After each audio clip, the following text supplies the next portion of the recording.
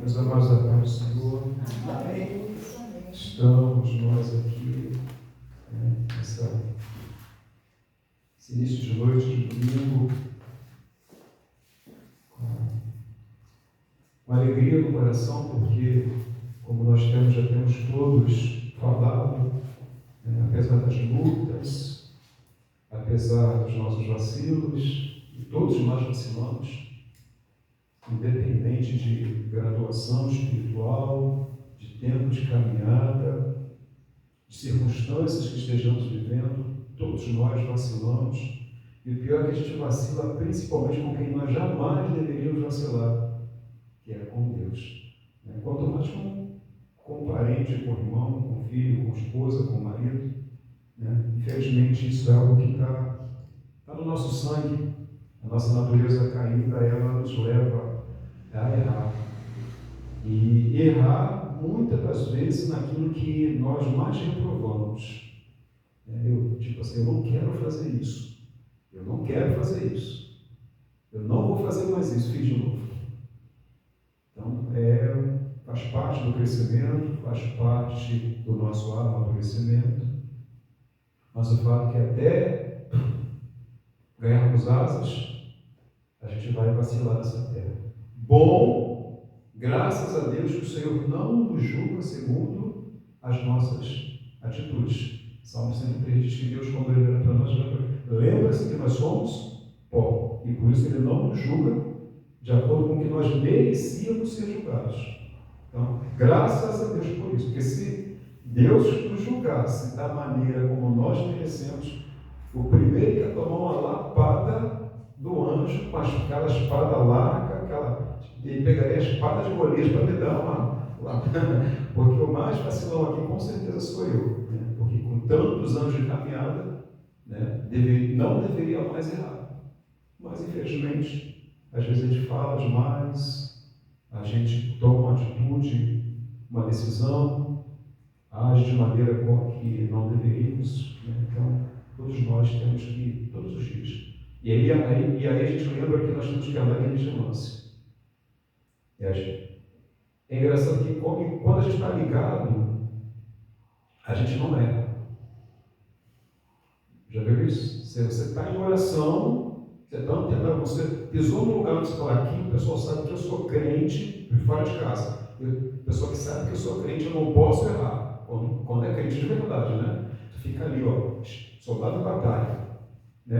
A gente fala no quartel, posição de caçador, que eu estou pronto. Vacilou. Aí você volta para casa. Aí você faz o quê? Tira a armadura. Guarda o fuzil. E é lá que você erra. Vocês podem perceber que o lugar que a gente mais erra é onde? Dentro de casa. Porque você tira a armadura. Dentro da sua casa você é você mesmo. Ninguém precisa saber se eu sou crente ou não. Na escola você vigia, no trabalho você vigia, quando é crente, Não em casa a gente não vigia, mas entenderam, Em casa a gente se desarma. A esposa já sabe que você tem mau hálito, que tem CC, que tem cholé, não precisa ficar ali, fingindo que não tem. A esposa já sabe, o marido já sabe, a filha já sabe, o filho já sabe quem você é, que você é ranzinza, que você é chato, que você é detalhista, que você às vezes é grosso. A família sabe quem a gente é na nossa essência. Então você não bota a capa. E aí é aí que a gente erra mais. Então, principalmente com os nossos cônjuges de casa, a gente precisa vigiar um pouco mais. E é justamente sobre isso que nós estamos trabalhando. O Senhor nos deu o direcionamento para que esse ano nós estivéssemos buscando o amadurecimento, a transformação do nosso caráter, da nossa personalidade como crentes, como cidadãos. E nós vamos dar continuidade àquilo que o Senhor tem nos ensinado e nos dado. Percebo que eu não tenho me preocupado em trazer mensagens eloquentes, porque não é a eloquência que vai fazer a diferença, não é uma mensagem evangelística que vai fazer a diferença. Nós estamos trabalhando educação espiritual, educação cristã. Porque se nós amadurecermos, se nós entendermos quem nós somos e como nós temos que proceder em cada situação da vida, principalmente com nossos irmãos na fé, porque o dos maiores problemas que nós temos não é trazer gente para dentro da igreja. O maior problema da igreja não é esse. Trazer gente para dentro da igreja é manter a pessoa dentro da igreja, porque a gente traz e depois com as nossas próprias atitudes a gente coloca para fora. Em todas as igrejas é assim, né? Então, quando a gente entende quem nós somos, primeiro entender quem nós somos, quem eu sou, e como eu ajo, como eu reajo diante da situação A, B e C.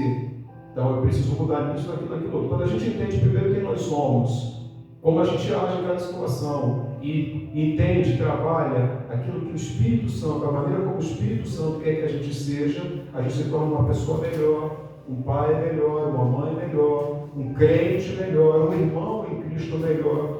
E se nós formos um irmão em Cristo melhor, uma pessoa melhor, automaticamente cada pessoa que nós ganharmos para Jesus, que nós trouxermos para Jesus, ou até mesmo se não trouxer para a sua igreja, mas se você trabalhou com aquela pessoa e levou aquela pessoa a Jesus, aonde quer que ela esteja, você vai continuar sendo um referencial de Deus para a vida dela.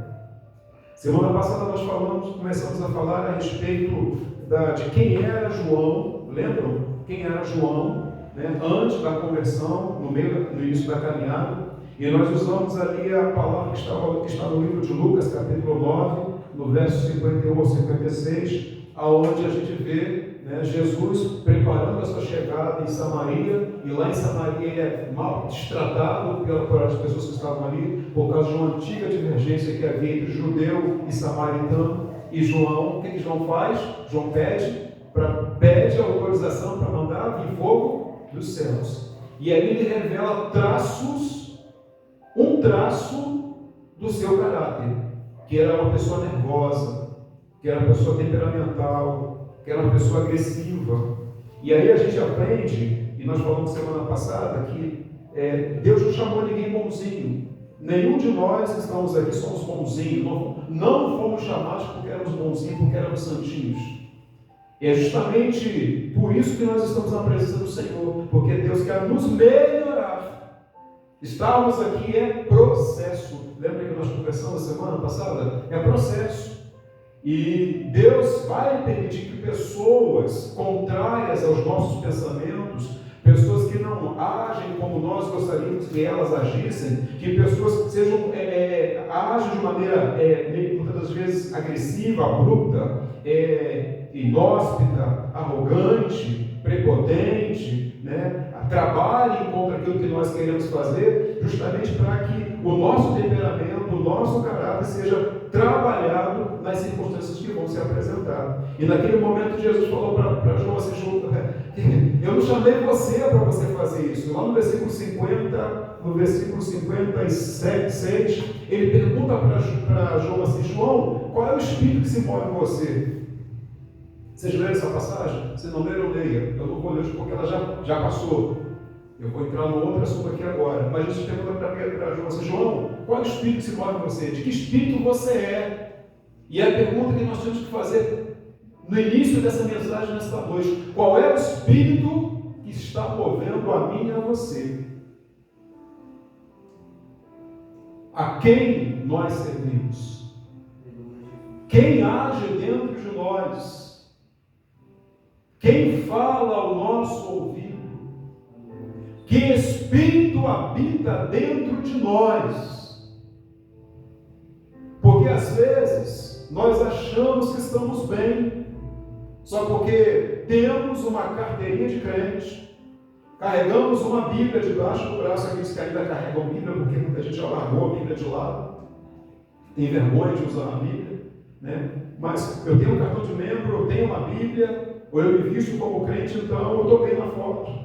Mas andar com uma Bíblia do lado, debaixo do braço, ou na mão, ou ter um cartão de membro no bolso, ter uma cédula de uma igreja no bolso, não define, não diz que eu estou bem com Deus.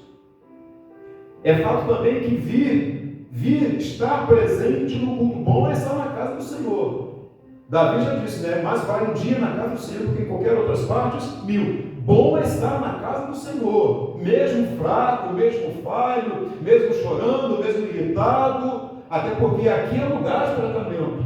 Aqui é um lugar de cura, aqui é um lugar de transformação. É aqui que você vai ouvir o alimento que vai saciar a tua fome espiritual. Mas entenda o que eu vou dizer, mesmo estando dentro da casa do Senhor, a gente conheceu muita gente assim, que estava na casa de Deus, segunda, terça, quarta, quinta, sexta, ia para o monte, virava a noite no monte, de manhã descia, ia para uma consagração, voltava para casa, almoçava, dormia, de manhã estava na escola dominical, passava o dia na igreja, à noite estava no culto de adoração, mas os frutos dela não dizia, não afirmava, não confirmava que era o Espírito Santo de Deus que movia a vida dela. Até porque pelos frutos se conhece a árvore. E aí a pergunta que o Espírito Santo faz para mim e para você nessa noite, a mesma pergunta que Jesus fez para João. E a pergunta é para mim primeiro: qual é o Espírito que te move? Qual é o Espírito que move a sua mente, que está no teu coração?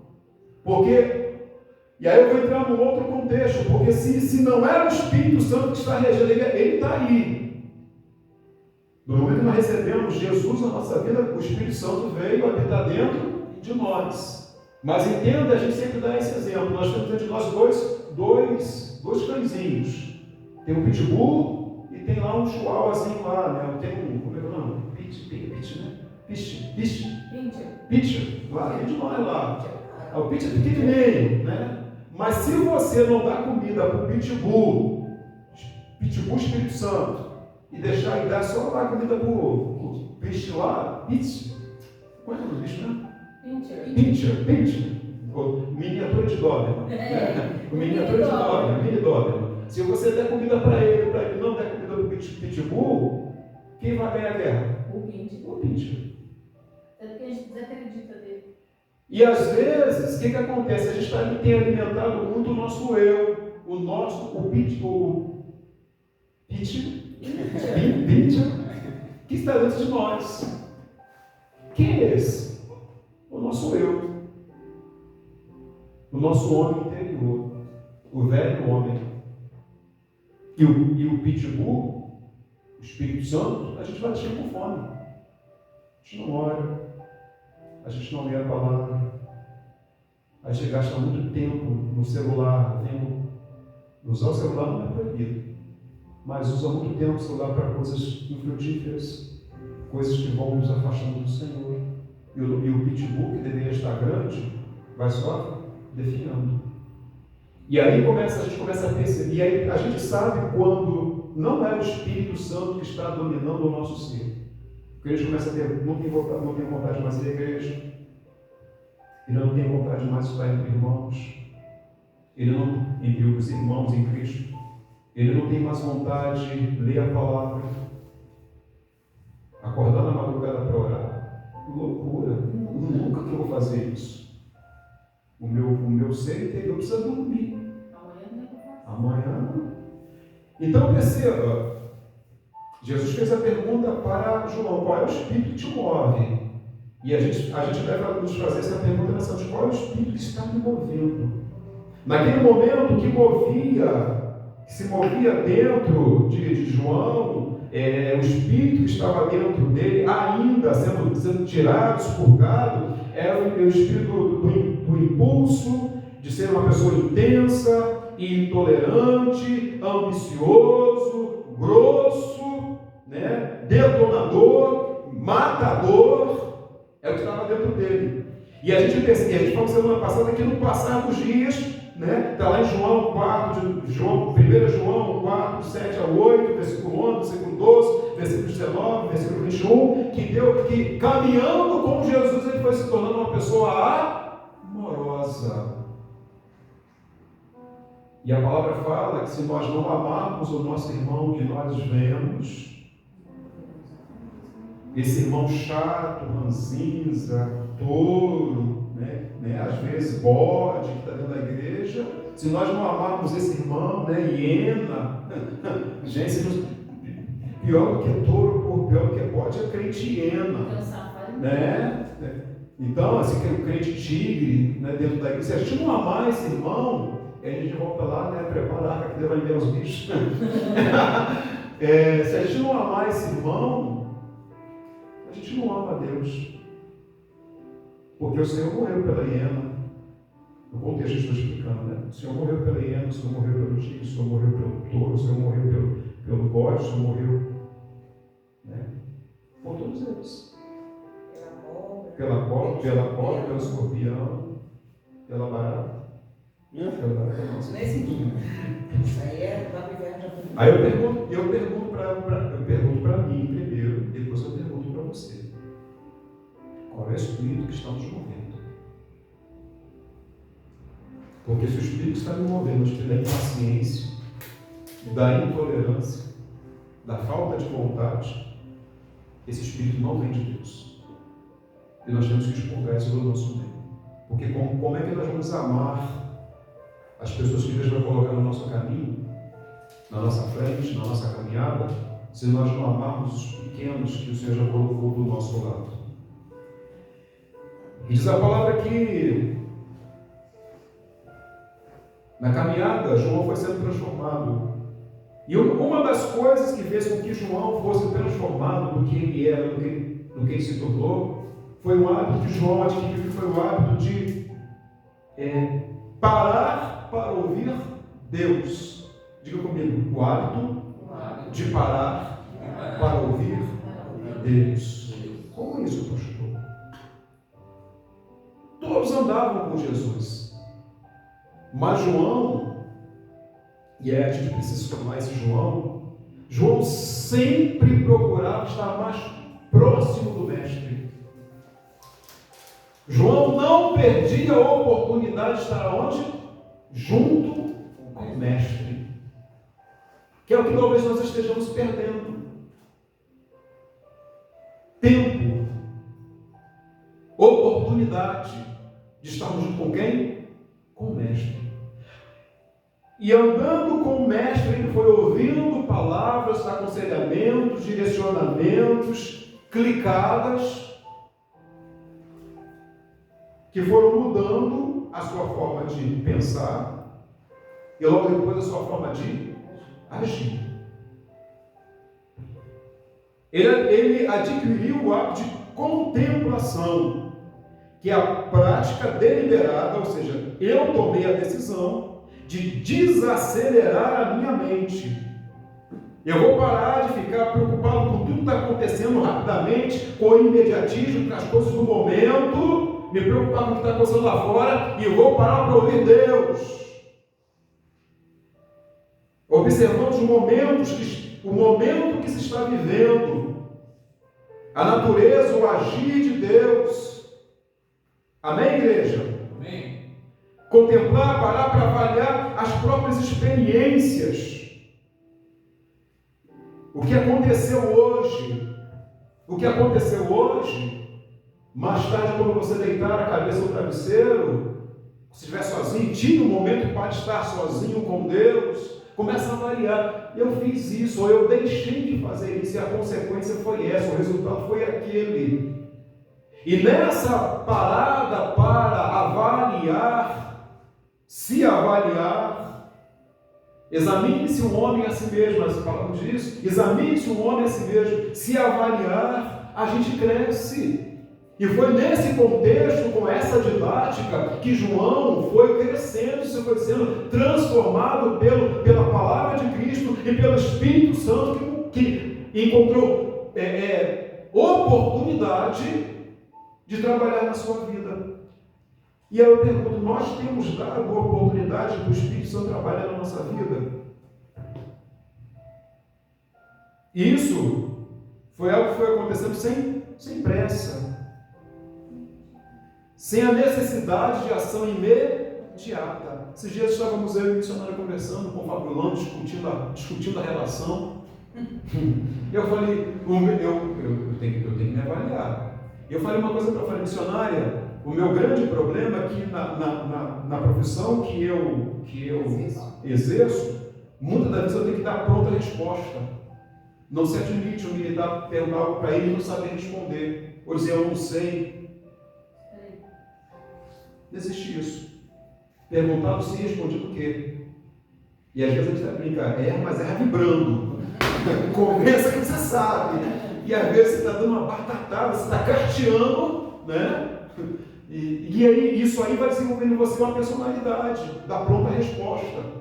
Só que em casa, só que no reino de Deus, só que tratando pessoas de alma, você não pode ficar dando pronta resposta. Eu falei para a missionária, eu prometo que eu vou melhorar nesse negócio aí. Eu vou parar para avaliar o que está sendo perguntado, o momento, o contexto que eu estou vendo para responder daqui a pouco. Vocês percebam que eu tenho, uma das características do vosso pastor não é ver alguém tacando cadeira no outro e de pronto chegar lá e colocar os dois no castigo. Já perceberam isso? Às vezes, falando, pastor, ele está com a cadeira, joga uma pedra nele. Calma, peraí. Aí o outro, calma. Vamos avaliar quem errou primeiro. E vamos ver qual é a dosagem da clicada, porque senão, às vezes, você acha que está cuidando, você está matando. Então, a maturidade, a vivência te leva a entender que quando duas pessoas fizeram a mesma coisa, erraram na mesma coisa, mas uma já tem 1 milhão de anos na igreja e outra acabou de chegar. Então você vai corrigir da mesma forma? Não. Tá aí, as duas meninas aí. As duas, cada um quebrou um prato dentro de casa. As duas, tá brincando, pá. Vai corrigir da mesma maneira? Não tem como. Não tem como. Só que você só vai entender isso com o passar do tempo. E aí vem aonde a gente entra com o amadurecimento. E João desenvolveu essa maturidade espiritual dando tempo para o Espírito Santo, dando oportunidade para o Espírito Santo trabalhar na vida dele.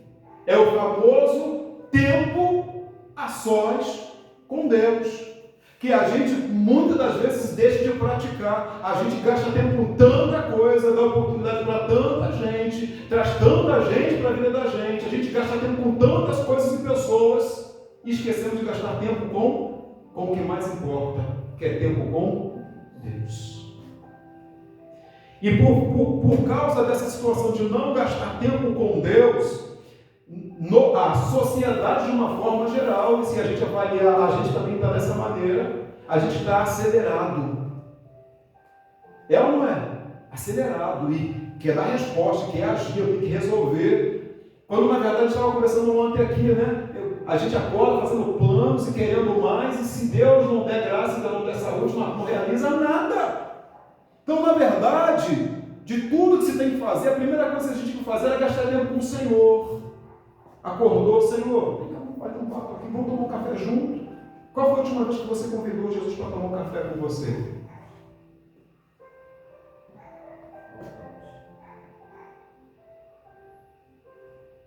Qual foi a última vez que você reservou um lugar à mesa e convidou Jesus para sentar com você e com a sua família para fazer uma refeição?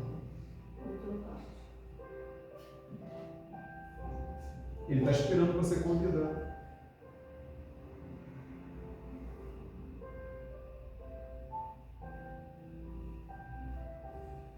Problemas familiares normalmente se resolvem aonde? Ao redor da mesa. Imagina você ao redor da mesa com Jesus na mesa. Imagina. Você acha que se você fizer uma reunião de família, colocar Jesus na mesa, vai ter briga? Não vai. Porque os dois vão repetir. Se a pessoa ia falar uma palavra, oh, Jesus, está aí, né, Jesus? Tu está aí, Jesus? Essa palavra não pode falar. É igual quando tem visita em casa, não corrige filho. Então, como foi que João teve o seu caráter transformado? Uma das coisas, um dos segredos, ele gastou tempo, ele deu oportunidade para que o Senhor curasse ele daquela ansiedade, daquela necessidade de dar respostas para as coisas. Quando aquelas pessoas falaram mal de Jesus, se ele fosse uma pessoa, se ele tivesse um espírito, se ele fosse calmo, se ele tivesse trabalhado na temperança, quando aquelas pessoas mandaram uma palavra dura para Jesus, eles falaram assim: olha, você pode não receber, mas tem um montão de cidade onde se Jesus quisesse entrar agora, receberiam ele com muita alegria. Quem está perdendo não é Jesus, quem está perdendo é vocês, por não receber Jesus aqui nessa cidade. Não estaria pedindo fogo do céu para queimá-los. Então a gente aprende hoje que a ansiedade que nós temos vivido, que tem movido nossos corações, nada mais é do que a falta de tempo com Deus. E essa ansiedade do dia a dia, essa ansiedade que move o coração da gente, tem sido causada porque as pessoas estão acontecendo de uma forma muito acelerada. E nós, como chefes de família, donas de casa, a gente acha que se nós não fizermos agora, amanhã não vai dar mais tempo. É assim ou não é? Mas abra a sua Bíblia no livro de 1 Pedro. Tem uma palavra fresquinha para você aqui hoje. 1 Pedro, lá no capítulo 5. Se você achou, diga amém. 1 Pedro, capítulo 5, no verso 7, verso 6 e 7, que diz assim, ó: humilhai-vos, portanto, sob a poderosa mão de Deus, para que Ele, em seu tempo oportuno, vos exalte, lançando sobre Ele toda a vossa ansiedade, porque Ele tem cuidado de vós. Essa necessidade da pronta resposta, isso é coisa nossa. Tudo que o inimigo quer é que a gente seja acelerado, que a gente dê pronta resposta, que a gente responda à altura. Falou tal coisa, eu vou responder aqui, eu não vou ficar por baixo. Ou então alguém fala alguma coisa, a gente acha que a gente tem que saber de tudo. Não temos. Não temos que saber de tudo. Não temos que dar resposta para tudo. Nós não somos uma enciclopédia, nós não somos uma IA, nós não temos resposta para tudo. Amém, igreja? Só que o diabo trabalha, a sociedade trabalha, os canais de notícia, as redes sociais, elas exigem que nós sejamos pronta resposta. Que as coisas aconteçam, que a gente faça as coisas no tempo relâmpago. Só que isso causa um grande mal para a vida de cada um de nós. E por causa dessa ansiedade que existe dentro de nós temos causado mais estragos em nossas vidas, na nossa saúde pessoal, estragos na nossa família, causando mal na saúde familiar, do que bênçãos e benesses para com a gente e as pessoas que convivem com a gente. E hoje o Senhor está falando para mim e para você assim: desacelera, igreja. Desacelera, igreja. Ao invés de querer resolver o mundo, resolva-se comigo primeiro. Senta para ouvir o que eu quero falar com você. O primeiro que tem que sentar sou eu. Não fala assim: essa palavra foi para mim. Não, é para nós. Amém, igreja? É para mim também. Eu também vivo nesse tempo com você. Toda hora alguém quer resposta para alguma coisa. Semana foi quinta-feira, eu sentei na minha mesa de trabalho, sentei à minha mesa de trabalho, né? Não na minha mesa, à minha mesa de trabalho. Eu tinha chegado da educação física, sabe o que eu não fiz até 2 horas da tarde? Isso eu sentei 9h30. Levantei, fui almoçar e voltei 2h pouca da tarde. Sabe o que eu descobri? Que eu não tinha tomado água. De tanto resposta para cá, resposta para lá, pega documento, vai para lá, volta para cá, e eu não sei isso aqui, peraí, eu vou buscar aqui, a informação é essa aqui, tá, mas essa resposta, toma ali tal coisa. 2h pouca da tarde, não tinha tomado água. Quer saber o que mais? As frutas que eu tinha levado na minha mochila para comer, voltou para casa. Por quê? Necessidade de dar respostas. E o que aconteceu? Naquele dia eu fiquei desidratado, mal alimentado, estressado. Por quê? Aceleração. Aceleramento. Então hoje Espírito Santo falar para mim e para você: calma, vamos acelerar, vamos dar tempo para aquilo que realmente importa.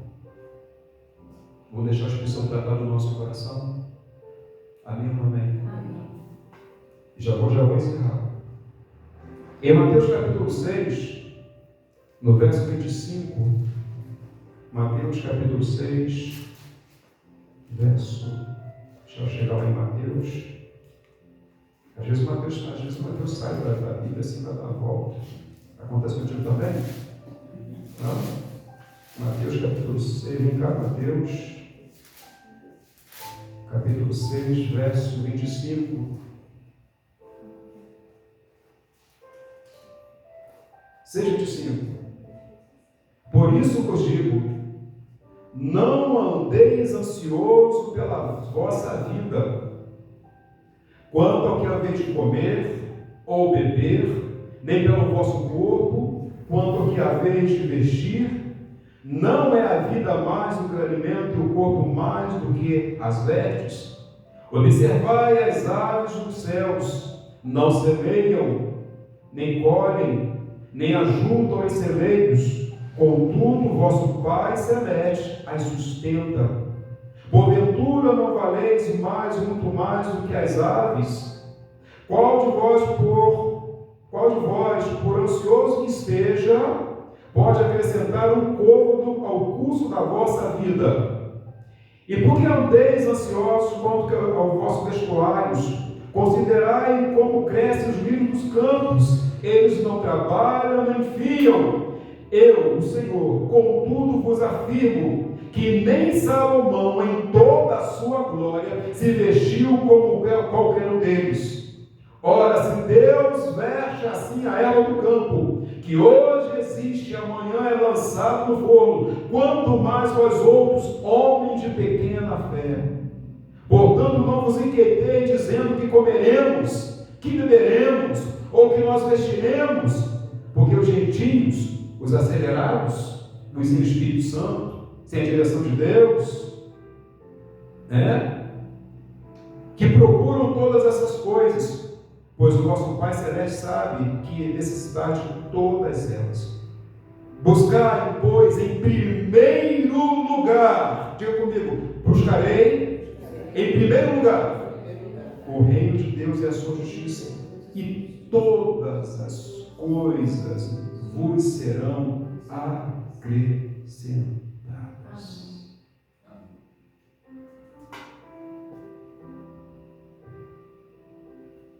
Adianta estudar e não ter Deus na vida? Adianta se formar e não ter Deus na vida? Adianta trabalhar, levantar a empresa e não ter Jesus na vida? Adianta fazer planos, negócios, alianças e não ter Deus na vida? Se o fôlego de vida for tirado, todas as nossas preocupações não em nada. E por mais que a gente planeje, a gente não sabe o que vai acontecer daqui a meia hora. Eu tenho aprendido uma coisa, igreja: parar de se preocupar com aquilo que eu não posso resolver.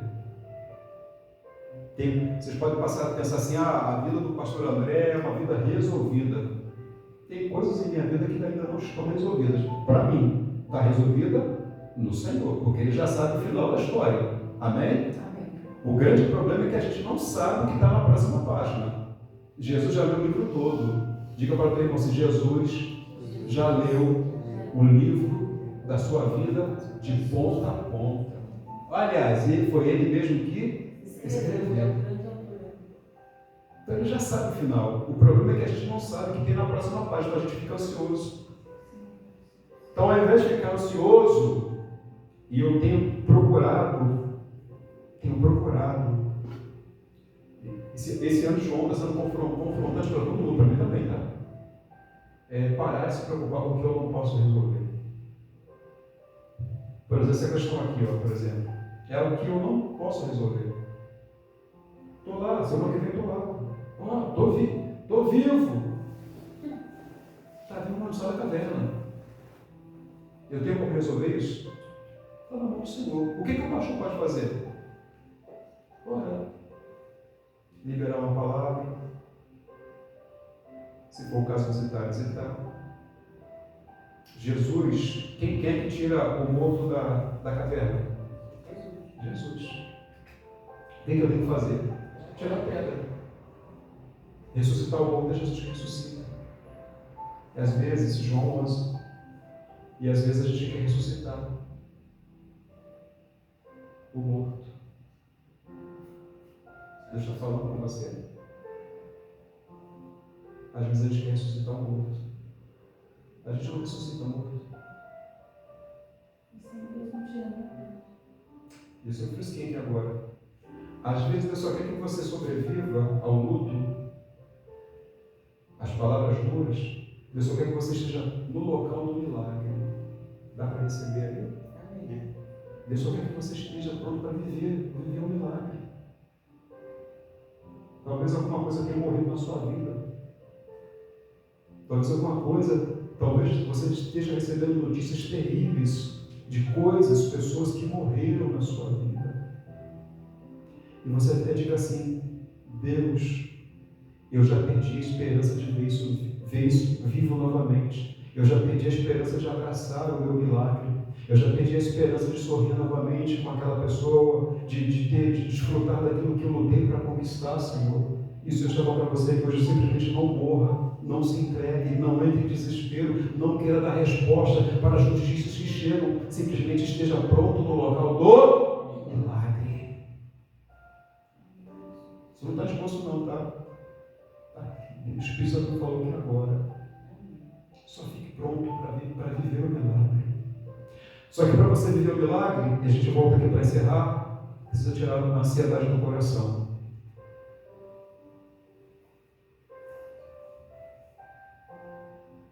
Parar para ouvir Deus e só fazer aquilo que Ele mandar. O grande problema também é que Deus não é acelerado. Porque no primeiro dia Deus criou, no segundo dia Deus criou, no terceiro dia Deus criou, no quarto dia Deus criou. As pessoas pensam que foi assim. E não foi. Porque um dia para Deus é como 1000 anos, e 1000 anos como um dia. E então, entre um dia e outro dia, não é um dia. Entenda a teologia. Diga comigo: Deus não é acelerado. Tem coisas que Deus faz no já. Tem coisas que Ele fala assim: ó, espera. Você vai comer frio. Depois não reclama que vai queimar, você vai ficar com dor no estômago. Eu estou preparando. Não se acelera. No tempo certo, na hora certa, Ele vai fazer. Qual é a minha parte? Qual é a sua parte do milagre? Está pronto no local do milagre. O que eu tenho que fazer para viver até o dia do milagre? Desacelerar o meu coração. Que o Espírito Santo do Senhor aplique essa palavra nos nossos corações hoje. Eu estava, para encerrar de verdade, eu estava aqui ontem. Isso é para encerrar mesmo. Estava aqui ontem, sozinho, fazendo algo aqui. E o Senhor falou a respeito do trato dele com a igreja. Exemplo, Deuteronômio capítulo 28. Deus tem as suas alianças, Deus tem seus tratados. Questões para que vivamos milagres. Questão do noivado, né? A parte do noivo é a parte da noiva. E o Espírito Santo falou para mim assim, falou para mim e para eu perguntar para vocês. Eu estou me lembrando que agora eu não posso deixar de falar isso para você que está nos assistindo ou vai nos assistir depois. Jesus falou para mim assim: eu estou fazendo a minha parte no trato. Você está fazendo a sua parte no trato?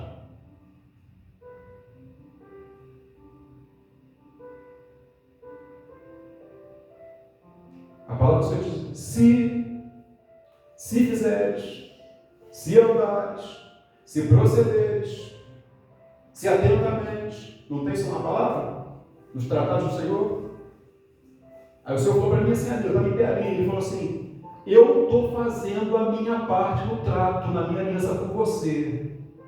Você está fazendo a sua parte na aliança comigo, no trato comigo? Eu estou estou pronto para cumprir o que eu falei. Você está pronto para se encontrar comigo e a gente fazer, assinar os últimos termos? E eu pergunto para a igreja agora: você está fazendo a sua parte no trato com Deus? Esse é o ano de João. Esse é o ano de João. Ano de transformação de caráter e postura. Se alguma coisa na minha vida, na sua vida, na nossa vida está fora do contexto, está fora do tratado, se a gente não está conseguindo cumprir o que tem que ser cumprido, vamos mudar os nossos procedimentos. Porque Jesus quer abençoar a sua igreja. Jesus quer abençoar o seu povo. Jesus quer abençoar a sua vida. Jesus quer abençoar a sua casa. Jesus quer abençoar os seus negócios. Jesus quer abençoar o seu trabalho, o seu curso. Deus quer abençoar a sua vida ministerial. Mas para que as coisas aconteçam, a gente precisa fazer a nossa parte no trato. Amém, igreja? Amém. Glorifica o Senhor por isso. Amém.